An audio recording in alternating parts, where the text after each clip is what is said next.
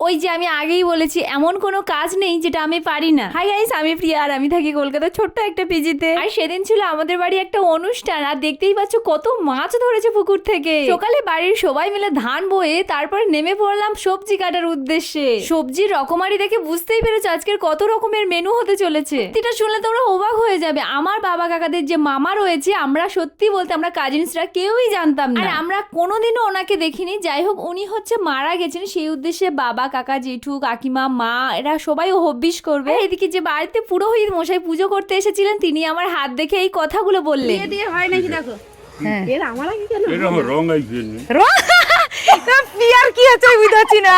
যাই হোক, এটা সত্যি কিনা জানি না, অনেকেই আমাকে বলেছে এমন ভাবে কখনো হাত দেখাতে নেই কাউকে। নেক্সট টাইম থেকে আমি আর কখনো কাউকে হাত দেখাবো না। তারপরে আমি প্রথম ব্যাচে খেয়ে নিয়ে সবাইকে দেওয়া থাওয়া করছিলাম, আর সত্যি বলতে কি আমি দেওয়া থাওয়া একদমই করতে পারি না। সবাইকে এত বেশি বেশি দিয়ে দিই যে লাস্টে কম পড়ে যায়।